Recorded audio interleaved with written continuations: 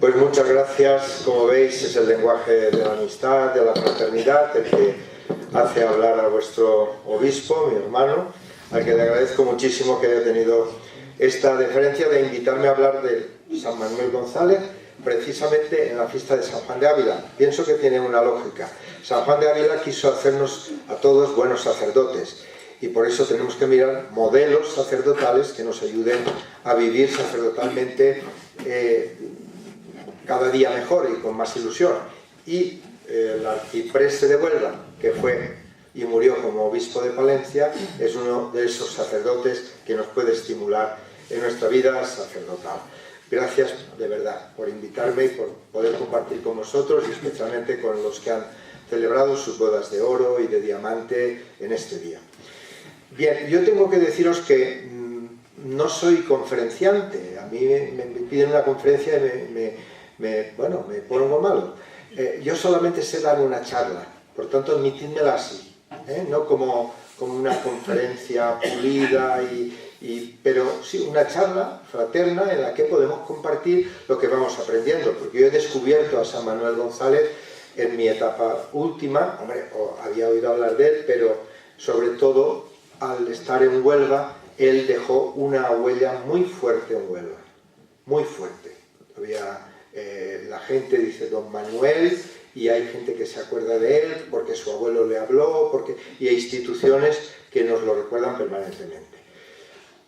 Para estructurar un poco esta charla, yo he escogido 3 conversaciones en las que interviene San Manuel González.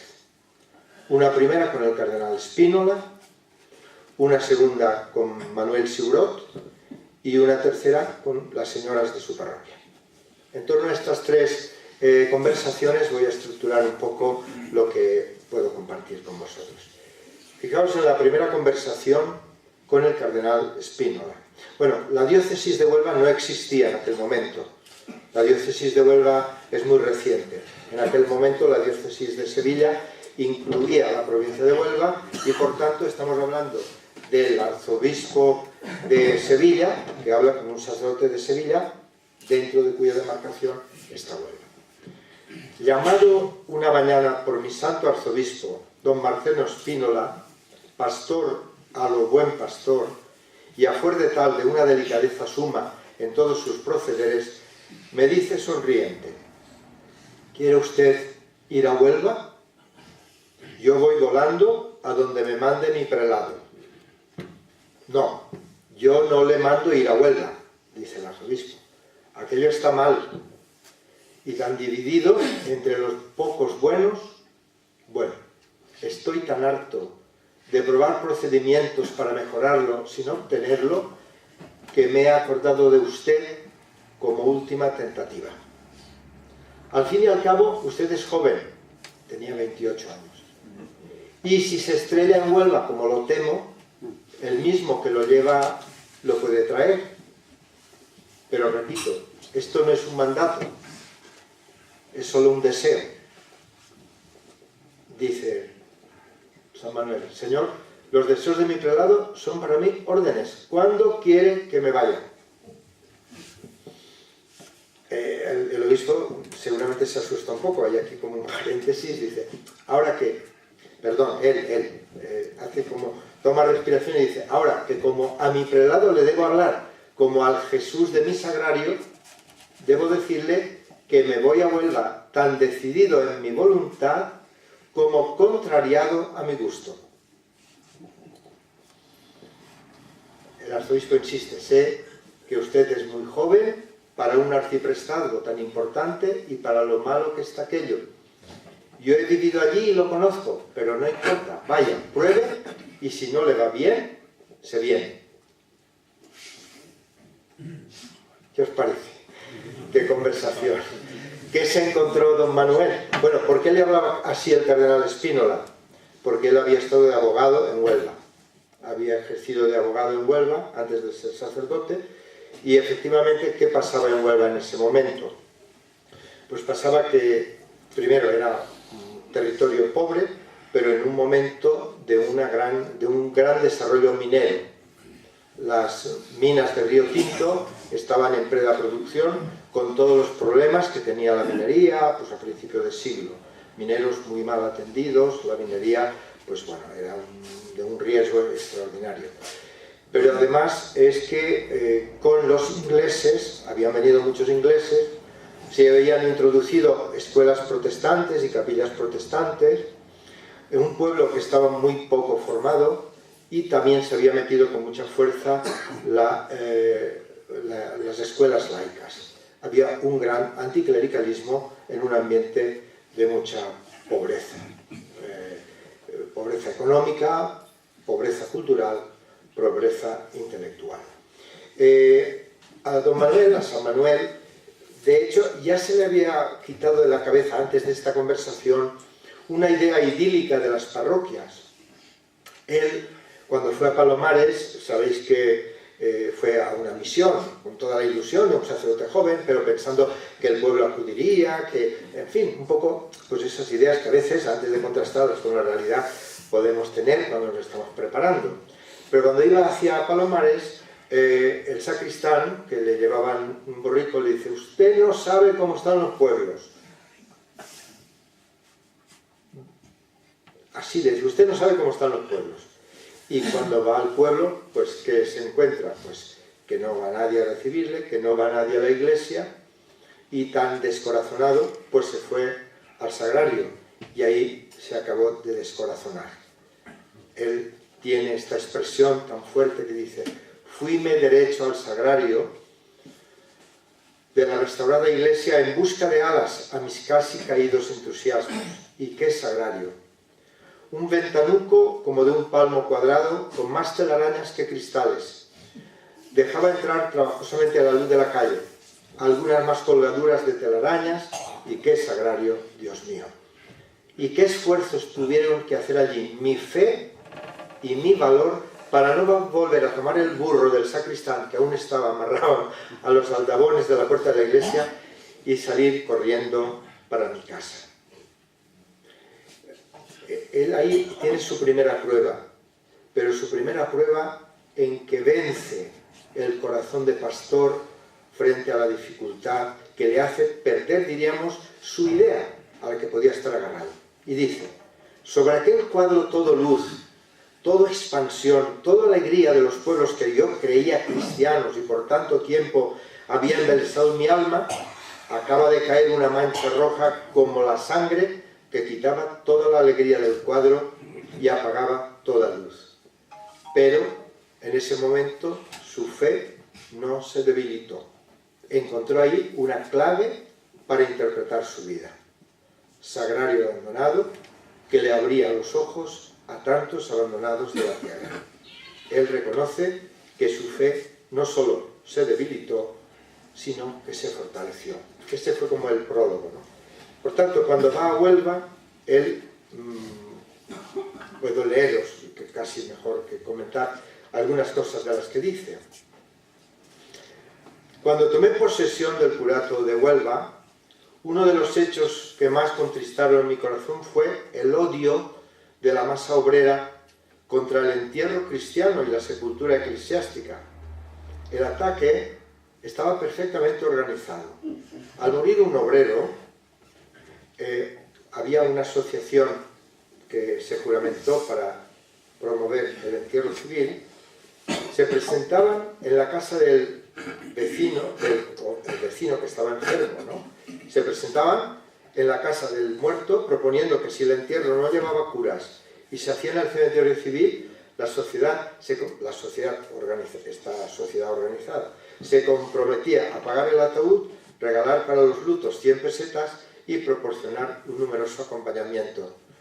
San Manuel, ante esto, no se hizo atrás. Iba y se presentaba en las casas para ofrecer lo mismo, y además decía, y alguno con chistera también la acompañaba, con ese buen humor que él tenía. Es verdad, yo me he sentido impresionado con la descripción que él hace de Huelva en aquel momento, y es verdad, era así, era así. Huelva ha comenzado a progresar hace muy pocos años, incluso se dudó de que fuera capital, solo por tener el puerto donde salían los minerales, se la eligió como capital, pero hasta muy pocos años ha sido una ciudad muy, muy pobre. Y él comenta, la sociedad moderna es esencialmente anticristiana, se ha constituido de manera que apenas se echa de menos a Dios. Parece que todo el empeño de esta civilización tan decantada es ahogar todas las ansias del alma por Dios y por la felicidad del cielo con cosas de la tierra. Y triste es decirlo, de los miles de personas que figuran en los padrones de cada una de nuestras parroquias, sobre todo la de la ciudad, solo un tanto por ciento muy reducido tiene comunicación con ella. Los demás, la inmensa mayoría, ni oyen misa, ni oyen sermón, ni conocen al cura. ¿Y cómo hablar con hijos que no se ponen a su alcance y que lleguen a veces hasta cerrar las puertas de su casa al cura? Insiste, en Huelva, ya de antiguo, no se ha dado la enseñanza toda la importancia que requiere. Pruébanlo hoy el escaso número de escuelas que existen, y consecuencia de esto es que el analfabetismo, no solo literario, sino moral, sea aquí una institución. Y entonces él ve cómo en ese ambiente tan pobre entra con tanta fuerza la escuela laica, entran los protestantes y las escuelas también de niños y niñas protestantes. Podemos decir, ¿cómo reaccionó ante esto? Pues como reaccionó ante el Sagrario de Palomares. Él se presenta como un sacerdote con unas expresiones que hoy nos recuerdan expresiones nuestras y a las del Papa Francisco también. Hoy dice, ¿por dónde se le mete mano a este enfermo? O tal vez a este muerto, que se llama sociedad contemporánea. Se ha dicho, y se dice hoy muchas veces, que el cura debe salir de la sacristía y de la iglesia para ir al pueblo, que desgraciadamente no se encuentra hoy en la iglesia. ¿Por dónde empezar? Es en verdad la primera pregunta que hay que poner después del mandato de salir de la sacristía y del templo. Y salió tanto que 3 años después de tener esta experiencia, dice, no es extraño que en esta tierra de Huelva, de minas y de mineros, de ingleses y anglófilos, se hayan realizado en el espacio de 3 años las siguientes chifladuras: una panadería, una barriada de casas para obreros, un centro católico de obreros, una caja de ahorros y un monte de piedad, un taller de ropas para pobres, otro ídem, una escuela nocturna de adultas, una escuela gratuita para 500 niños, una escuela mixta, una escuela nocturna de obreros, una biblioteca parroquial ambulante, un gestor popular o secretariado del pueblo, una asociación moralizadora de los presos, visitas de enfermos, compra y reparto de buena prensa y el granito de arena. Como veis, no se arregló.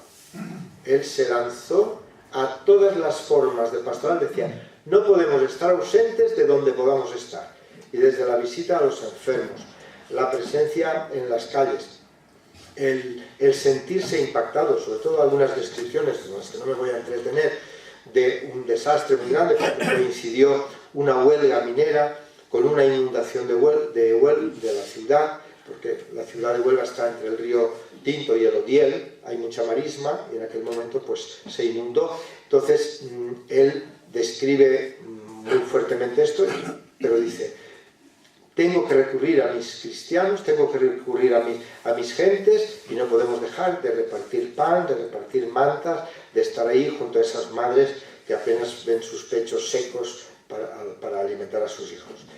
Él es realmente un pastor misionero, un pastor cercano al pueblo, que se sintió impactado por esa realidad, fue a ella con una gran disponibilidad y pues actuó con una generosidad admirable. De todas formas, la pregunta está ahí, ¿por dónde empieza? No bueno, pues predicando todo lo que hacía en la parroquia y todo, pero él, ¿a dónde voy? ¿A dónde quiero ir? La segunda conversación. La segunda conversación es el día en que inaugura el colegio. Él quiere hacer el colegio, porque ve el analfabetismo, y entonces su diseño pastoral lo concibe así. Una parroquia es una iglesia con una puerta grande y con dos puertas pequeñas al lado. Clase para niños, clase para niñas, porque era así la enseñanza en aquel momento. Una escuela en medio de una parroquia, una iglesia en medio de dos escuelas. Y hace la escuela. Y va a inaugurarla precisamente el que fue vuestro obispo, Almaraz. Entonces, uno de los testigos hace, un testigo de primera línea que forma parte de esta conversación, hace esta descripción. Es el primer texto, el mensaje que yo pienso que hoy debemos aprender es asumir la realidad. San Manuel es un pastor que asume la realidad. Hay veces que nosotros decimos, sí, este es nuestro tiempo, pero hay que entender los lenguajes, los dramas, y entrar, no recular. Cuando San Manuel González escribe el libro para los sacerdotes, lo que puede un cura hoy, lo escribe con esta finalidad. Dice, a lo que vengo. Tiene ese lenguaje así muy a destruir pesimismos que para nada sirven y para todo estorban. A lo que vengo, insiste, a echar un rato de conversación con aquellos curas que por lo infructuoso de sus trabajos, por la pertinaz dureza, ingratitud e inconstancia de sus feligreses, están muy próximos a encogerse de hombros, levantar la mano del arado diciendo con una expresión de triste convencimiento: ¿a qué trabajar tanto si se consigue tan poco? Pues efectivamente, para romper esa paralización, él escribe lo que puede un cura hoy, que en aquel momento, eso lo decía ayer a vuestro obispo, tuvo ya 4 traducciones al portugués, al francés, al alemán y al italiano. Para mí ha sido una sorpresa. Y él personalmente se lo dedicó a San Pío X. Bueno, este primer momento, pastor de un pueblo empobrecido, al que va de buena gana, con toda su voluntad, y por tanto es una lección de disponibilidad y de acogida de la realidad que nos toca vivir. Para transformarla él piensa en el colegio. Hace el colegio, pero fijaos la descripción del día de la inauguración en la que estaba el arzobispo de Sevilla, Almaraz. Dice, cuando llega el arzobispo, suena la muchedumbre como un trueno. Ahí va el obispo. Qué escándalo, qué griterío, qué empujarse para ver, qué ver para chillar. Estos pobres ignoran por completo que el silencio es una bella arte, que el silencio es el fondo donde se escriben las ideas. ¿Qué van ellos a saber? Ya lo sabrán cuando la obra prospere. El arcipreste va y viene con su eterna sonrisa en los labios, pero yo sé que lo fríen por dentro aquel lío y aquella algarabía, sobre todo las mujeres. Yo he visto en Italia un cuadro que no sé si llaman Las brujas o las arpías. Don Manuel, que me apunte usted al niño. Don Manuel, oiga usted que mi cepelito no está apuntado. Bueno, lo hace con este lenguaje. El arzobispo, a fuerza de gritar y enroquecer, pudo hacer un medio silencio total. Cuando aquella famosa bendición hubo terminado, encontréme al arcipreste solo en la iglesia de la escuela y me dijo: hermano, esto es horrible. Esa barbarie hay que matarla con maestros que se entreguen con la alma, vida y corazón. ¿Dónde están los maestros, Dios mío? ¿Qué sabe usted de maestro?, le dice a este hombre. Conmovióme aquello. Miré a la Virgen que está en el altar mayor. Hice una breve plegaria y tuve la visión cierta de que se había abierto el famoso sobre y que decía allí dentro: los niños pobres te esperan. En el fondo de mi corazón dije a la Virgen: por ti, madre mía. Y abrazándome al cuello del vicario, de San Manuel, le dije: ¿me quiere usted aceptar por maestro? ¿Quién era este? Pues él mismo lo dice. He aquí cómo pasé a ser maestro de escuela siendo abogado y cómo empecé a conocer la vida conociendo íntimamente sus desgracias y sus proezas. ¿Hice mal? ¿Hice bien?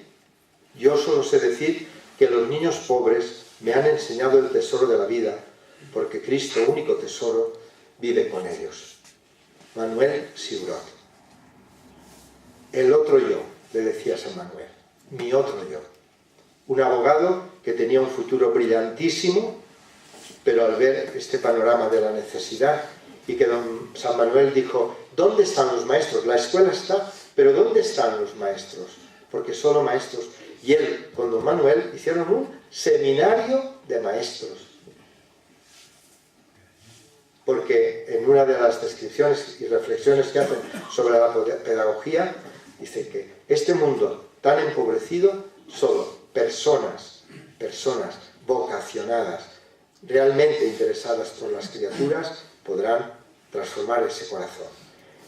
Yo he escogido esta segunda escena para una segunda lección que nos da San Manuel, su colaboración con los laicos y su promoción del laicado.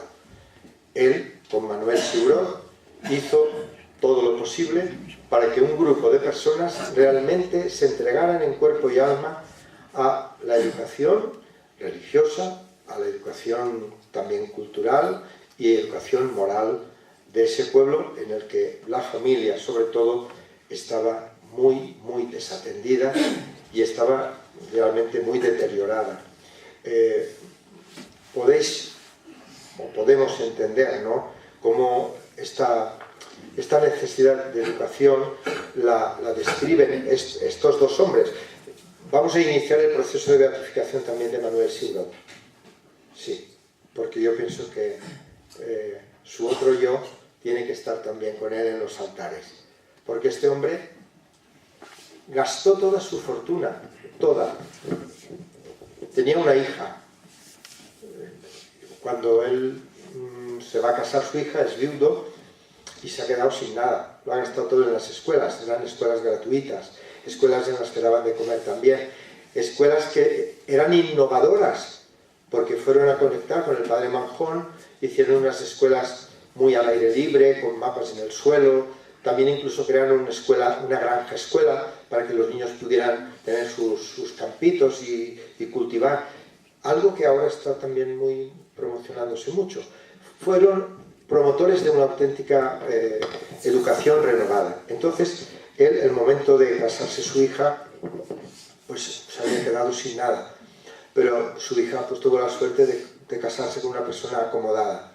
Y hay una escena preciosa que cuando él le levanta el velo para darle el beso, le dice, hija mía, yo no te puedo dar dote, pero te he podido enseñar que la providencia no nos abandona. San Manuel promocionó unos seglares espléndidos, espléndidos. Él los llama chiflados, porque la chifladura para él es lo que podríamos decir el entusiasmo, ¿no? O sea, personas entusiasmadas, no personas que se enredan, sino personas entusiasmadas. Y bueno, pues fijaos cómo describe él a estas personas. Fueron unos 15 o 20, no más. Yo pienso que esto nos da una lección muy buena para este momento. ¿Por dónde empezar? Por conectar con seglares chiflados, que a nuestro lado creen un núcleo para poder ir sembrando el Evangelio en todos los ámbitos y que sacerdotes y laicos podamos sentirnos misioneros para la transformación de la sociedad. A ver cómo dice lo de los chiflados. Dice, pues con este ejército de 10 o 15 tiene el párroco que vérselas todos los días y a todas horas para hacer frente al ejército de enfrente formado por cristianos malos, cristianos flojos, los cristianos a medias y los declaradamente impíos. El chiflado es el hombre, él dice, de una sola idea, de un solo entusiasmo, de una sola dirección. Y todas sus ideas, sus amores y su actividad, y esa sola idea, a ese solo entusiasmo y a esa sola dirección convergen. Aquí tenemos necesidad de chiflados por Cristo. Él a todo ponía el apellido del Sagrado Corazón. El día que con este grupo de seglares logra alquilar una finca para granja escuela, dice, es muy gracioso, hablando, de que como nosotros no somos moros, tenemos que bautizar enseguida. ¿Qué nombre le vamos a poner? Escuela Rural del Sagrado Corazón. O sea, él le ponía todo. El Sagrado Corazón, ahora después os diré algo, quizás las expresiones y el lenguaje de San Manuel pueden sorprendernos, son de su época. Pero veréis cómo las grandes intuiciones del Concilio Vaticano II están detrás de sus palabras, diferentes. Pero cuando él habla del corazón de Cristo, él, y lo imprime en sus colaboradores, es lo que llamaríamos hoy sintonía con Cristo. No ver a Cristo solo fuera como modelo, sino estar tener encuentro personal con Él, y un encuentro que crea sintonía de corazones. Él eso insiste mucho. Yo pienso que es una clave muy importante. Pues aquí dice que aquí tenemos necesidad de chiflados por Cristo, por su religión bendita, por la educación católica de los chicos y de los grandes, por la buena prensa, por obras de acción católica social, por todos esos medios, en fin, que puedan dar vida a un pueblo muerto por haber cortado su comunicación con Cristo. Chiflados. Y claro, con gentes de este temple, no es extraño que en esta tierra de Huelva, de minas y mineros, de ingleses y anglófinos, se hayan realizado en el espacio de 3 años esas iniciativas que os he citado antes, con este grupito de 15 o 20, 10 o 15 personas. Hasta tal punto influyeron en el ambiente positivamente, que cuando muere la madre de San Manuel, que muere en Huelva, los obreros de minas, muchos de ellos, pidieron permiso para ir al entierro. La descripción del entierro de la madre de San Manuel dice: en el entierro aprendimos mucho, era el clamor entero de un pueblo en el que se oía cuántas bendiciones por ella y por su hijo, y cuánto obrero. Aquellos obreros que odiaban al cura, ¿dónde estaban? Los obreros de la compañía Zafra Huelva, una línea de ferrocarril, han pedido espontáneamente permiso para asistir al entierro de la madre del vicario. ¿Cuántos respetos humanos tiene que vencer cada uno de aquellos innumerables trabajadores para asistir a un acto que era única y exclusivamente pública manifestación de afecto a un sacerdote de Cristo? Es que la semilla abundantísima de la siembra hecha empieza a tomar la forma del cariño. Hemos pasado en 10 años por el odio, luego por la indiferencia aparente, después del silencio convenido, más tarde amaneció el respeto, principia ahora el cariño. Dios mío, que no se malogre esto. Corazón de Jesús, salva a esta Huelva. Es decir, 10 años de ese trabajo con esos chiflados comenzaba a dar unos frutos. Tercera escena, o sea, primera su entrega, segunda su colaboración con los laicos, tercera escena es el momento en que él funda las Marías de los Sagrarios. Marzo de 1910. El colegio lo funda en 1906. O sea que a veces parece que él lo primero que ha fundado son las... lo primero fue mejorar la cultura. Bueno, hizo hasta una banda de música para los chavales. O sea, había una gran preocupación por la juventud y por los niños. Y posteriormente fructificó esta institución de las Marías, que se conoce quizás más. Es en 4 de marzo de 1910. La descripción es esta, está en una charla de Cuaresma, en la parroquia de San Pedro. La parroquia de San Pedro tiene todo el sabor que él describe, es una parroquia que no ha tenido modificación. La plaza de San Pedro de Huelva, hay una estatua de San Manuel, y ahí todo recuerda al arcipreste, como allí se le conoce, ¿no?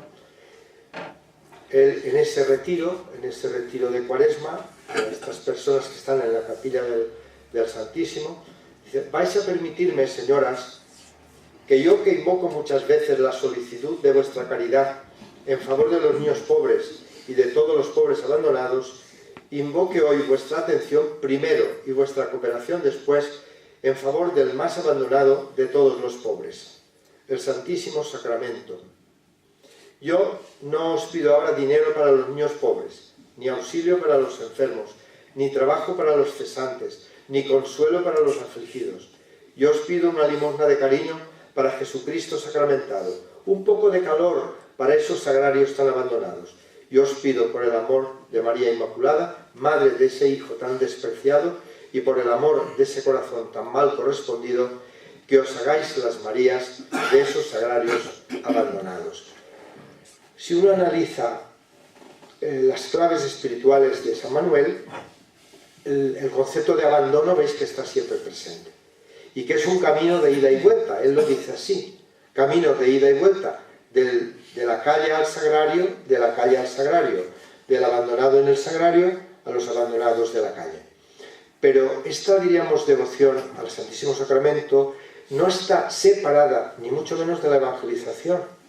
Él quiere que estas personas que acompañan a Cristo, como en el Calvario fueron unas pocas mujeres, también después añade los discípulos de San Juan, que sean evangelizadores, porque San Manuel no es solo un obispo eucarístico, es un obispo del Evangelio. Él dice: mis dos grandes amores son la Eucaristía y el Evangelio. En la Eucaristía él siempre siente que Cristo le mira, en el Evangelio que Cristo le habla, y el Cristo que le habla le hace profundizar en el misterio de amor que contempla en la Eucaristía.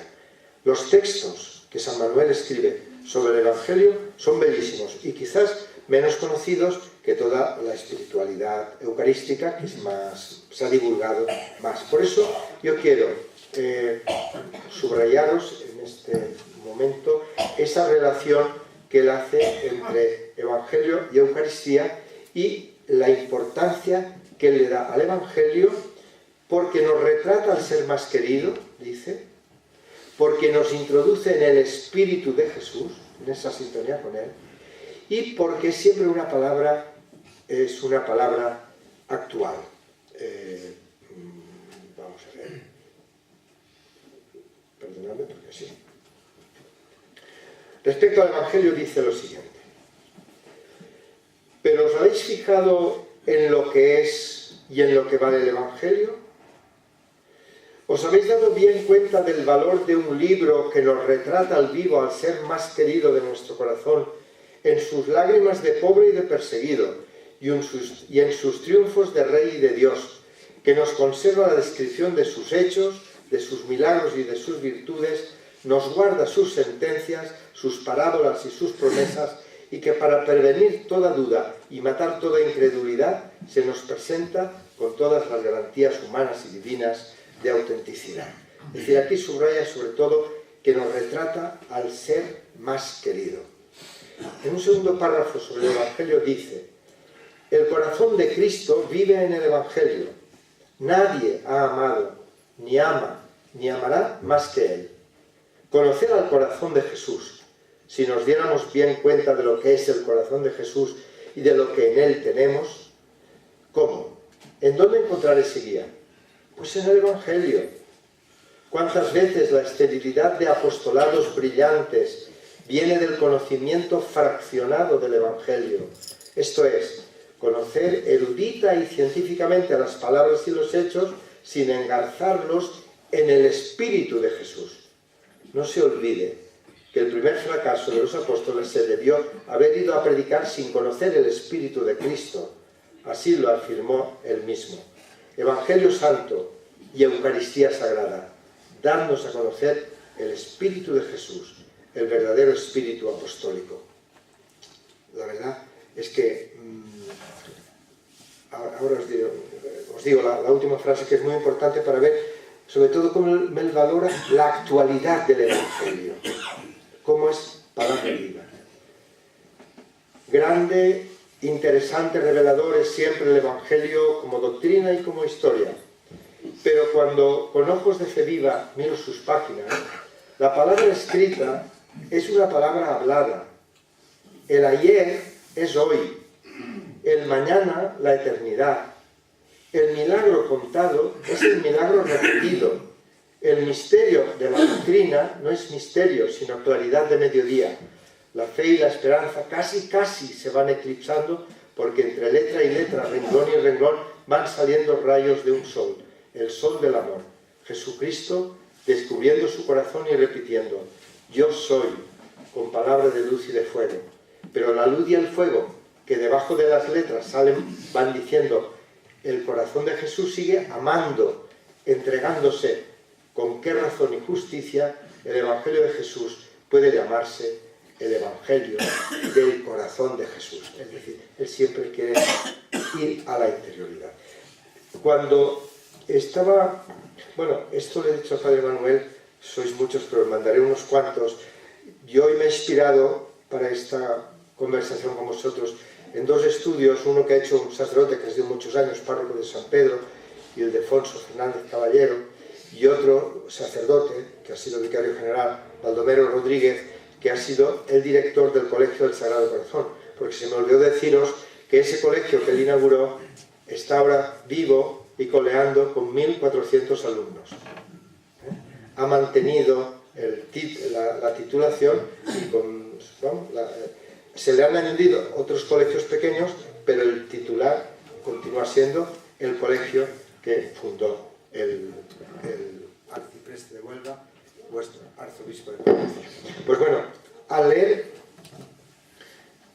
mirad, podríamos resumir en estos tres cuadros que hemos visto que el San Manuel vive la pasión de la Iglesia enviada al mundo y se alimenta de la palabra y de la Eucaristía. Si recordáis, las 4 constituciones dogmáticas del Concilio Vaticano II, Iglesia ad intra, Iglesia ad extra.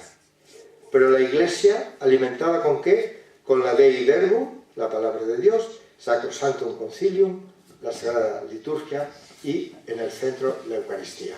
Esa Eucaristía que San Manuel celebraba haciendo que la banda de música y los niños asistieran para darle al domingo todo el realce que tiene el Día del Señor. No, ya no leo más, pero sí quiero deciros una palabra sobre la etapa sacerdotal más fuerte de San Manuel. No fue Huelva, sino Málaga. En Huelva, la situación social hizo de él un pastor, un misionero, un hombre entregado a su pueblo.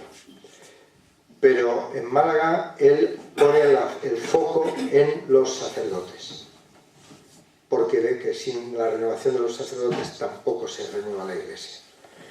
Y pone como modelo esta imagen que ha recibido hoy como regalo. Un sagrado corazón, buen pastor eucarístico. O sea, San Manuel no se dejaba... En esa imagen, un pastor joven, iba a ser modelo del seminario, pero el buen pastor, el resucitado, que ya no muere más, pero con el pecho abierto, el corazón vibrante y llamando conexión con ese corazón, y con espigas y racimos en las manos, porque es eucarístico. Esa simbología es la que tiene la imagen que ha recibido. Esa la pone en el retablo, dentro de un círculo, en el seminario de Málaga, con esta frase en forma de cruz: pastor bueno, haznos buenos pastores, siempre dispuestos a dar la vida por las ovejas. Todos los días, todos esos seminaristas tenían delante de sus ojos esa frase: haznos buenos pastores para que sepamos dar la vida por las ovejas. Y los hacía pasar por un pasillo que hay entre las aulas y la iglesia. Bueno, los hacía pasar, tenían que pasar, pero San Manuel diseñó una pedagogía, porque él aprendió mucha pedagogía con Siurot. Se preocuparon tanto que cada maestrillo tiene su librillo. Eso es una revista que hacía Siurot y que se conocía en América. Bueno, pues él, que era un buen pedagogo, hacía que el pasillo tuviera para los seminaristas el mensaje de lo que tenían que pisar para poder ser buenos pastores. Y el pasillo pone: le llaman pasillo de la obediencia, en piedrecillas en el suelo, se conserva perfectamente. Lo primero que hay que pensar, no. Cuando uno dice no, cierra la puerta. Pero después tiene que pensar, sí, pero. Yo digo que sí, pero me reservo. En el centro, un yo como una casa, en el centro. En el otro, un pajarillo que en Andalucía, no sé si está por aquí, es el cuco. Acaba haciendo lo que quiere. Y lo último, mañana. Es decir, sí, obedeceré, pero mañana. Como veis, era una buena pedagogía que está allí en el suelo de ese seminario de Málaga, para que, decir, eso es lo que había que pisar para no caer en lo que el Papa Francisco nos llamaría en la mundanidad, y poder ir a mirar y a mirarse en el buen pastor, corazón abierto, corazón eucarístico, porque lo que él quería siempre era eucaristizar el mundo. Y bueno, pues queridos hermanos, perdonad por esta así un poco mezclado, ya os he dicho que era una charla, pero quiero terminar con una oración breve, no toda, que él en Huelva, que lo pasó tan mal, se dirigió a la Virgen de la Cinta, la patrona, con esta oración: Madre, que no nos cansemos. Pues eso, que no nos cansemos.